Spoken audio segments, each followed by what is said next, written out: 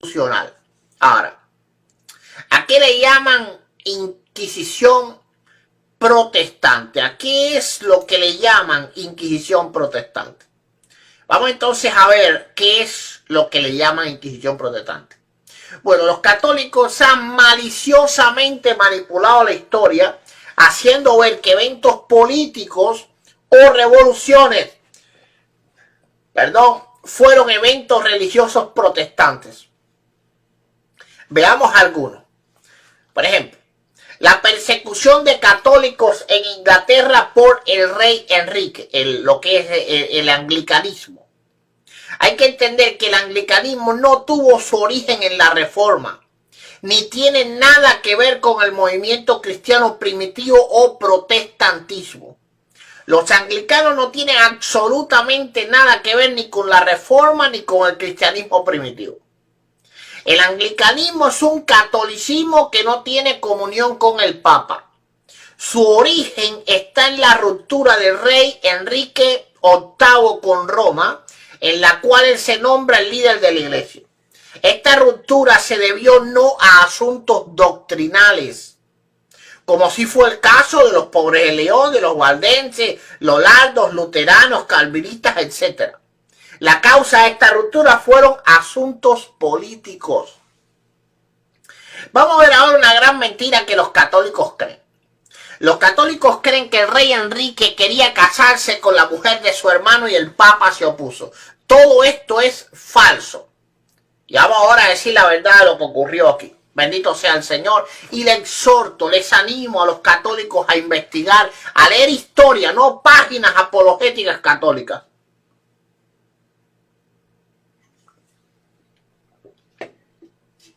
Gloria sea al Señor. Ok, vamos a ver que esto es falso. El que conoce la historia sabrá que el matrimonio de Catalina de Aragón con Arturo, el hermano de Enrique, nunca se consumó porque Arturo murió. Y el Papa escribió una bula autorizando el matrimonio de ella con el hermano de Arturo, es decir, Enrique. Porque por lo que la leyenda de que Enrique se separa de la Iglesia Católica porque el Papa no aceptaba el matrimonio de él con la esposa de su hermano es completamente falsa. Vamos a entender que Catalina de Aragón se sabe que obligó al Papa, y hay que entender que los reyes de España en ese momento eran unas figuras muy importantes dentro del catolicismo, porque España literalmente era la España católica, era el México o el Brasil de estos tiempos. Era el único baluarte real que tenía el catolicismo, y esto es importante que se sepa. Algunos dicen y están de acuerdo de que hubo sobornos. ¿Por qué razón? Porque el padre del rey Enrique quería unir a los reinos españoles ingleses para hacer una alianza.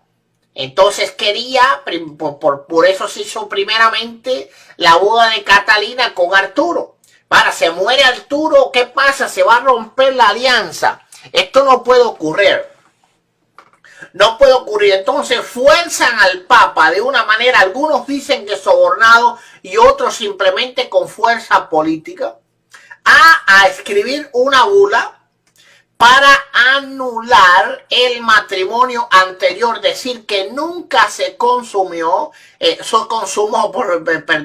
decir, que Catalina era completamente virgen y por lo tanto no era válido el matrimonio, porque saben que el matrimonio es válido cuando se consuma. Bendito sea el Señor. Y entonces el Papa firma la bula y Enrique se puede casar con Catalina. Ahora, el problema se desata en el 1505, cuando el padre de Enrique ya no le conviene, entra en contradicción con España y se opone al matrimonio porque ya no quiere la alianza de Inglaterra con España. En este momento el príncipe Enrique, todavía Enrique no era el rey era su padre, declara de que todo fue un fraude y que su la que iba a ser su futura esposa, forzó al Papa a firmar la bula. Bueno, esto fue todo un escándalo. Todo un escándalo. Pero la política es como es la política. Realmente Enrique sí quería casarse con Catalina y sí quería la unión de ambos reinos, pero su padre no. Ahora, el padre muere y el nuevo rey Enrique quiso nuevamente unir fuerzas con España y se quiere casar con Catalina. Ahora, hay que observar algo aquí. Ya le había dicho que Catalina literalmente había forzado al Papa a firmar la bula. Entonces el Papa estaba ya obligado a negarse. Y aquí es donde viene el problema. Es decir, en un principio el Papa no se niega jamás a ese matrimonio, y eso pueden buscar en la historia ustedes mismos, la bula que firma el Papa autorizando la boda de Catalina con el príncipe Enrique, en ese momento príncipe. Entonces el padre de Enrique se opone, ya no quiere ya porque son cuestiones políticas, no le conviene, entra en contradicción con España, ya no quiere la boda, y de la única manera que la boda no se hace es que ellos digan la verdad. Entonces Enrique, su hijo, dice la verdad, que Catalina forzó al Papa a firmar la bula. Por lo tanto, el matrimonio de ella con su hermano Arturo sí se había consumado. Ella no era ya, ya no era una mujer virgen. ¿Qué pasa después que el padre de Enrique muere? Entonces, el nuevo rey sí quiere la alianza y sí quiere entonces casarse con Catalina. Ya el Papa había sido descubierto. ¿Y qué es lo que pasa? El Papa tiene que oponerse, y aquí es donde ocurre la ruptura política entre Inglaterra y Roma. Esto deviene en una guerra religiosa dentro de Inglaterra, no solo contra católicos, sino también contra protestantes, donde miles de anabatistas fueron también perseguidos y muertos por el anglicanismo. Después de morir Enrique, su hija hizo lo contrario. Comenzó a matar a todos los protestantes para regresar al catolicismo. Entonces hay que entender que la reforma de Lutero, la reforma de Calvino, de Zwinglio, es una reforma doctrinal. Los católicos están equivocados, son unos herejes, son unos hijos del diablo, son la gran ramera. Estoy diciendo lo que pensaban ellos. Bueno, los evangélicos pensamos lo mismo, gloria sea al Señor. Pero entonces han malentendido la Biblia, han violado los mandamientos, y vamos entonces a restaurar la iglesia con la ayuda de Dios. Eso era el sentimiento de los reformadores. Ahora, Enrique no era un protestante. Los anglicanos no eran parte de la reforma. Lo que ocurre dentro de Inglaterra es literalmente una guerra entre católicos, protestantes y anglicanos. Los anglicanos, por supuesto, tenían el poder porque tenían el apoyo real. Por lo tanto, ahí no hubo una inquisición. Ahí lo que hubo fue una guerra, literalmente. Fue una guerra. Enrique se levanta contra todo lo que no sea, todos los que no lo reconozcan a él como el nuevo papa. Pues los protestantes no lo iban a hacer, porque si no reconocían el de Roma, tampoco iban a reconocer el de Inglaterra. Por lo tanto, Enrique comienza a matar protestantes. Los católicos no lo iban a hacer tampoco, porque el papa de los católicos vive en Roma, no vive en Inglaterra. Entonces Enrique comienza a matar católicos, y entonces ya vemos cómo se va desenredando esto aquí. Ahora, si tú lees una página de apologética católica, te van a decir la mentira de que los protestantes persiguieron a los católicos en Inglaterra, de que el rey Enrique, que era protestante, el rey Enrique jamás fue protestante, el rey Enrique era católico. Simplemente él se separa de la Iglesia Católica y se nombra el jefe de la Iglesia. Lo que ocurre ahí es un cisma literal. No es como la reforma de Lutero, como la reforma de Zwingli, como la reforma de Calvino, que fue una reforma doctrinal. Es decir, ustedes están equivocados, están violando la Escritura, como dijo Martín Lutero. Mi conciencia está cautiva de la palabra de Dios. Eso es un reformador. Eso es un cristiano. Los anglicanos no son reformadores. Los anglicanos no son parte de la reforma. Ahora, ¿qué es lo que sucede después? Bien, muere el rey Enrique y entonces la hija de él quiere hacer lo contrario, quiere regresar al catolicismo. Ya los anglicanos tenían el poder. Los anglicanos tenían el poder. Entonces, ellos se alían al protestantismo. Pero eso es ya después que termina la persecución en Inglaterra. Ellos toman literalmente las doctrinas calvinistas, no luteranas. Porque el anglicanismo más bien tomó las doctrinas calvinistas. ¿Por qué razón? Porque los anabantistas también tomaron la doctrina calvinista y había muchos anabantistas en Inglaterra. Entonces, las matanzas de católicos y protestantes que hubo en Inglaterra no fue ninguna inquisición protestante. Fue literalmente una ruptura política y netamente política que hubo entre Inglaterra, entre el Reino Unido y el Vaticano. Entre Inglaterra y el Vaticano. Entre el rey inglés y el Papa. Fue un problema entre ellos. No tuvo nada que ver con el protestantismo. Los anglicanos no son protestantes.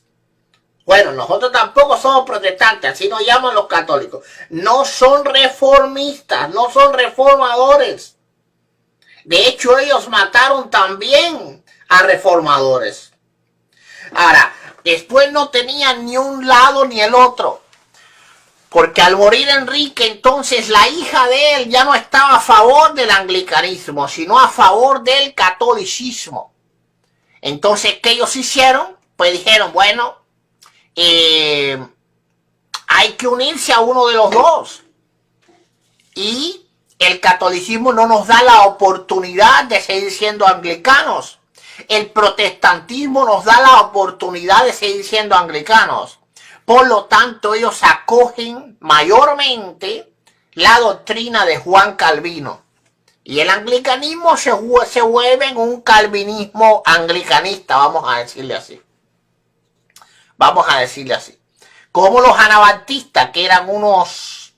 pues también los puritanos también acogieron la doctrina de Calvino. Bendito sea el Señor. Bendito sea el Señor. Entonces ya vimos que el primer hecho que hablan los católicos de una inquisición protestante es, como siempre digo, apologética católica, un universo de mentiras. Los anglicanos no eran protestantes. El rey Enrique no era reformador. El rey Enrique simplemente era un político que quería unirse a... Y les puedo explicar más, les puedo hablar más de historia, no vamos a meter 3 horas aquí. Es decir, para que entiendan algo, tanto los tribunales de España, porque todas estas cosas eran legales y los matrimonios entre 2 reinos, todo esto era legal. Y tanto los tribunales de España como los tribunales de Inglaterra exigían que el Papa diera su permiso. Entonces, por eso ocurre todo esto. Primero el Papa firma la bula, obligado por Catalina. Perdón, recuerden que los reyes de España literalmente tenían un gran poder sobre el Papa. El Papa tenía poder sobre los demás reinos, pero España era un vaso de hierro. ¿Qué pasa luego? Entonces, Enrique delata al Papa y el Papa se ve entonces obligado Lo mismo que pasa ahora con los escándalos en la Iglesia Católica. Primeramente, el Papa, por ejemplo, apoyaba a los obispos chilenos.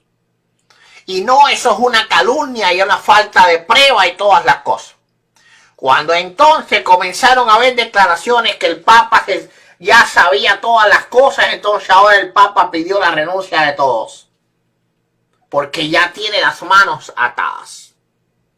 Entonces eso de que el Papa se opuso y que por eso, porque no, porque el anglicanismo surgió por causa de fornicación y todas esas mentiras que los pobres ignorantes del catolicismo que nunca han estudiado la historia de la iglesia se creen, todo eso es falso. Y que me lo prueben que yo estoy diciendo mentira, que prueben que el Papa no firmó una bula primero aprobando el matrimonio de Enrique con Catalina de España. La bula estaba firmada.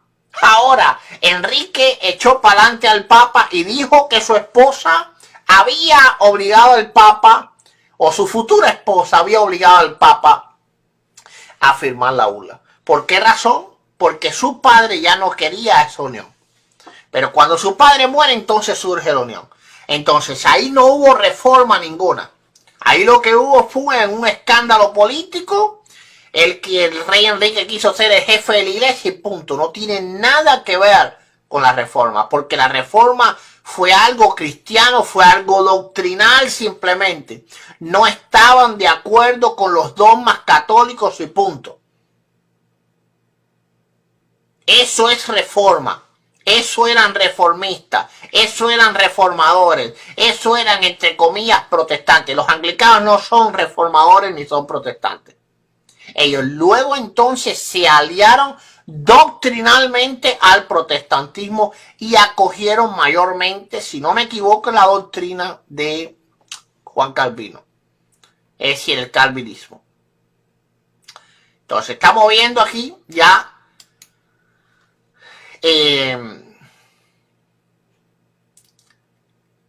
pues la primera gran mentira. Gloria sea al Señor. Ahora vamos al caso de Alemania. Vamos al caso de Alemania.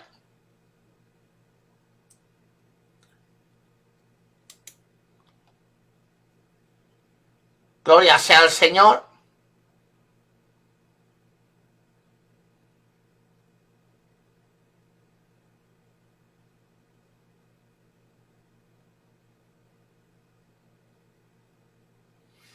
Aquí le tengo alguna información sobre esto.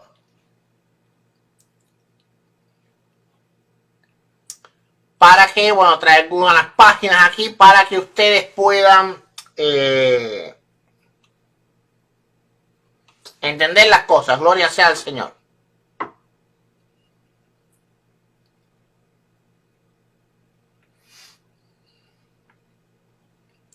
Ok. Vamos allá. Vamos a primero darle la explicación, luego entonces le muestro las páginas. Que le voy a mostrar páginas y le voy a mostrar pruebas. Ok, vamos al caso de Alemania, donde dicen que entonces Lutero mandó a matar a sacerdotes y todas estas mentiras. Vamos a entender que después que Lutero es excomulgado y perseguido para matarlo, él se esconde durante un año. En ese tiempo que él está escondido, así que Lutero no tiene ningún tipo de relación con esta sublevación, ocurre una sublevación armada de los campesinos contra el clero. Algo que nada tuvo que ver con Lutero la Reforma. Incluso pueden comprobar históricamente que Lutero escribió desde su encierro, desde su escondite, un documento para poder detener esta guerra. Es decir, que él se oponía a esto que estaba pasando. Ahora, ¿por qué los campesinos se sublevan? Aquí vamos.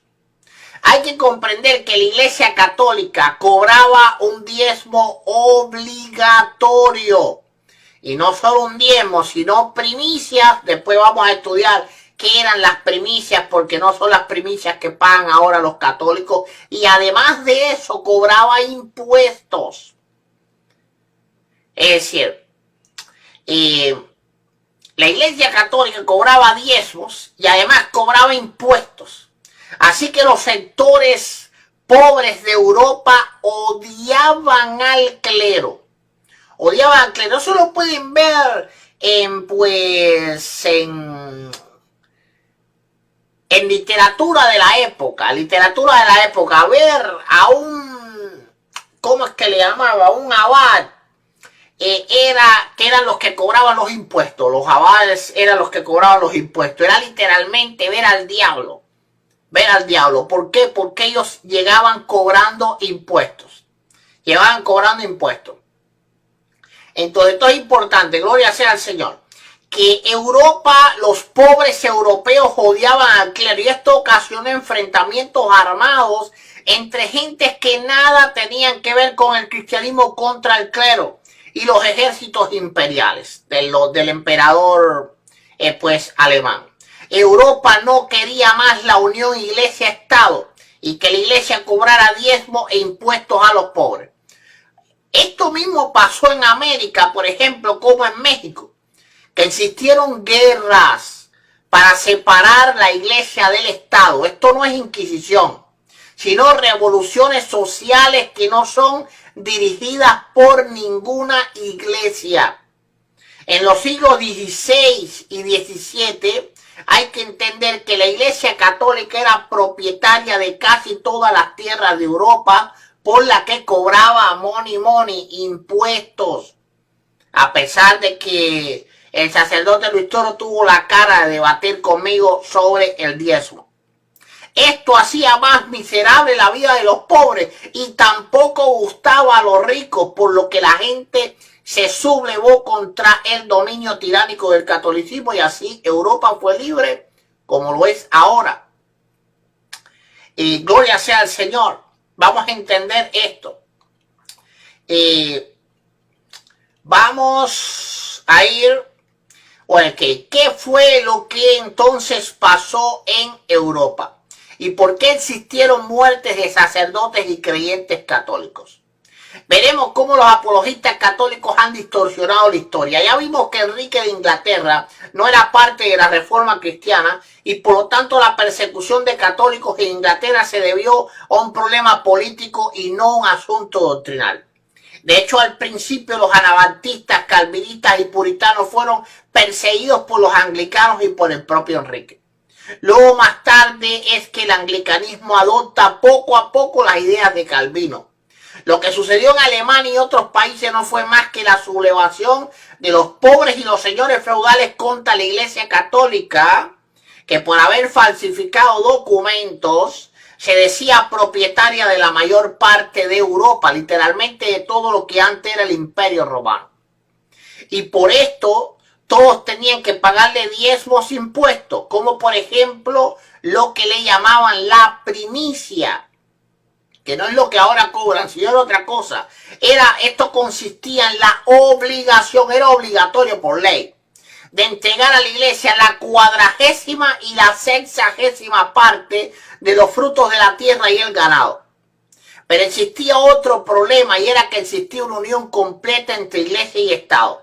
Esto último estaba, es decir, el Estado estaba bajo las órdenes de la iglesia. Esto hacía que las guerras, los impuestos, etcétera, fueran dirigidos principalmente a la sufragación de los gastos del clero, con construcciones de iglesias como la actual Catedral de San Pedro en el Vaticano, y todo el financiamiento de clérigos y labores clericales, lo que convertía a los estados europeos en esclavos de Roma. Y esto afectaba tanto a los pobres como también a los señores feudales. Hubo algo que durante mucho tiempo, literalmente siglos, infundió temor a ricos y pobres y era la Inquisición. Pero ahora pasa algo en España. En España no, en Alemania. La actuación de los príncipes alemanes al oponerse a la matanza de protestantes en sus regiones dio valor a otros a enfrentarse a Roma. Ojo con esto. No en el campo doctrinal. Por eso hay que entender que no había una inquisición protestante que declaraba hereje a los católicos.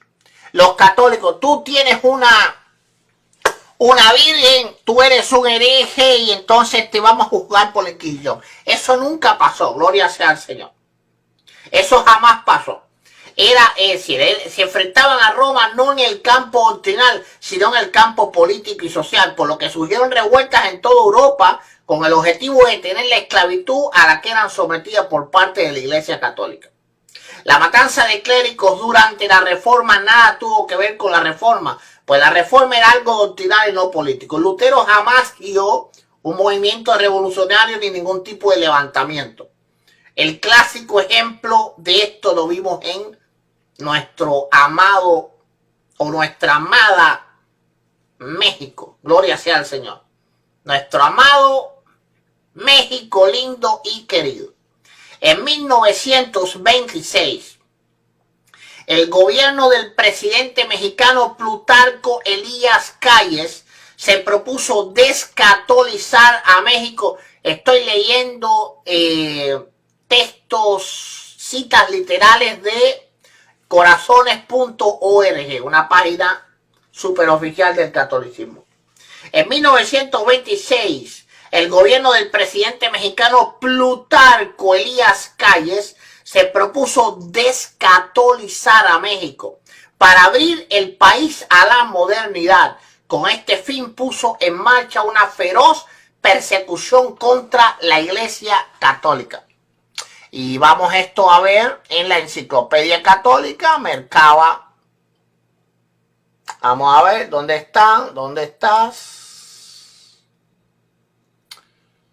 Ok, un momentico. Yo lo tenía cerrado aquí, pero ahora lo abro. Todos sabemos la guerra de los cristeros. Ok. Bien, vamos a ponérselo aquí en pantalla para que ustedes puedan ver. Pero seguro que todos conocen qué cosa es la guerra de los cristeros. Seguro que sí. Pero por si acaso alguien no lo sabe, no se preocupen que se lo vamos a mostrar. Ok, momento. Para incluirle audio. Y yo poder hablar mientras le muestro la imagen. Ok, esto es mercaba.org. Aquí vemos un sacerdote antes de ser fusilado. Miguel Agustín Pro antes de ser fusilado. Esto es mercaba.org, Enciclopedia Católica.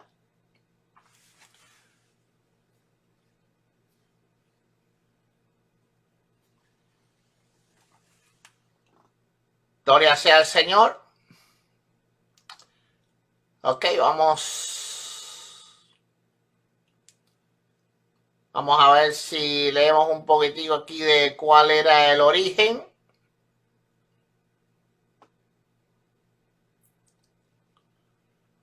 Por ejemplo, de aquí dice, la guerra estalló entre 1926 y 1929. Y si al final el gobierno se vio obligado a aceptar un compromiso. Ahora, óiganme, como llama la Enciclopedia Católica a los católicos y los bandoleros católicos. Esto es Enciclopedia Católica, mercaba.org. Aquí estoy copiando el enlace, abriendo otra página.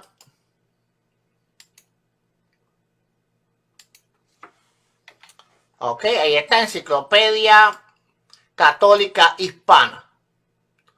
Entonces vamos a hacer algo y vamos a seguir.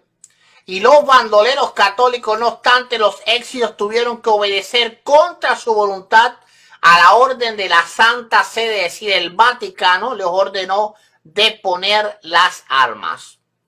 Fue porque la resistencia a la descristianización había penetrado hasta el fondo en todas las clases sociales, estudiante, obrero, ama de casa, guau. Es decir, ¿qué es ahora la gran pregunta que le hago yo? La gran pregunta que le hago yo a los católicos.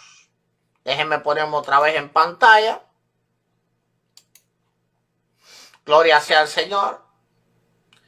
¿Era Plutarco protestante? No. Esto mismo fue lo que ocurrió en toda Europa durante los siglos XVI, XVII, XVIII y XIX. Y en el siglo XX llega entonces a América. Hay que entender que ocurrió la Revolución Francesa. Vamos a estudiar esto también. Es decir, en México vimos cómo no protestantes, sino el gobierno, es decir, el laicismo, quiso que se acabase la unión entre iglesia y Estado, que la iglesia católica no controlase más al Estado, que hubiera libertad religiosa. Ahora, ¿qué pasa para lograr todos estos cambios tan grandes? ¿Qué tienen que haber? Guerras. Siempre el ser humano ha sido así. Nadie se sienta con la iglesia católica, y lo vamos a ver ahora en la guerra de los estados pontificios en Italia. ¿Qué es lo que pasa en Italia también? Porque esto no solo pasa en México, pasó en Italia también. Y en toda Europa, en Francia pasó también con la Revolución Francesa. ¿Qué es lo que pasa? Literalmente la Iglesia Católica era la dueña del mundo, y hay que entenderlo. Y hay que comprenderlo. Bendito sea el Señor. Ahora, ¿qué pasa? Los indios y las personas de bajo nivel cultural en México no entendían que la Iglesia Católica los tenía literalmente esclavizados. Ahora, el gobierno de Plutarco se extralimita, por supuesto, porque no solo quiere que deje de ser un estado religioso, sino que prohíbe el culto. Entonces ya se extralimita, porque eso sucede con los seres humanos. Y entonces ocurre la guerra. Esto mismo es lo que ocurre en Europa. Ahora, la culpa de esto, bendito sea el Señor, lo pagan los protestantes y los reformistas. Vamos a seguir estudiando un poquito de historia. ¿Plutarco era protestante? Claro que no. El mundo estaba cansado de ser esclavizado por el catolicismo. Lo mismo pasó en cada país de Europa. Cada nación quería una sociedad laica y un estado laico no religioso, y esta fue la única causa de persecución de católicos. ¿Y qué pasó? Los católicos pagaron las culpas de los abusos del Vaticano. La culpa de los abusos que el Vaticano propinó al mundo desde el siglo IV hasta el siglo XVI. Por ejemplo, podemos ver la Revolución Francesa y la Guerra de la Vendée, o de la Vendée. Es decir, si vemos a la Revolución Francesa, la Guerra de la Vendée, la tengo por aquí, Guerra de la Vendée. Vamos aquí a mostrársela. Bien, esto ocurre en Francia durante la Revolución Francesa. Hubo un enfrentamiento entre los católicos y los revolucionarios.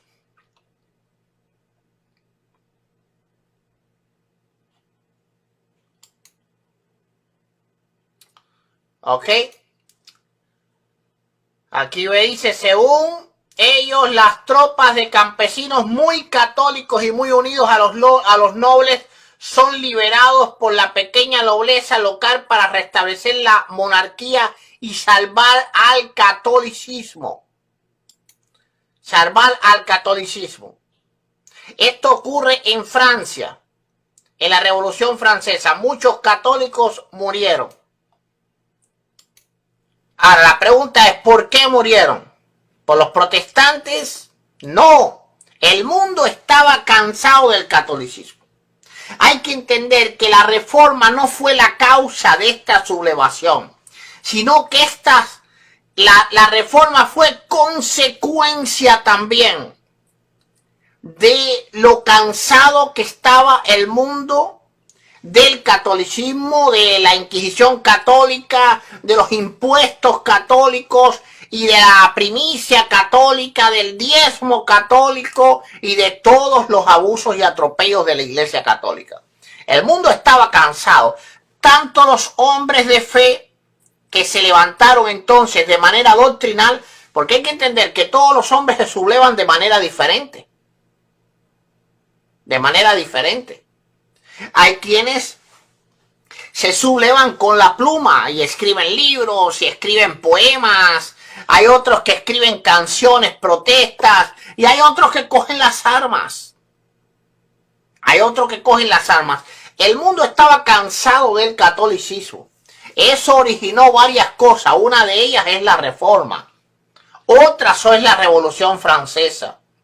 Otras son las sublevaciones de campesinos en Alemania, en Escocia, en Suiza. Ahora, ¿qué pasa? Los campesinos tienen que tener, pues, un líder o tienen que unirse a un movimiento, tienen que tener un ideal. Un ideal.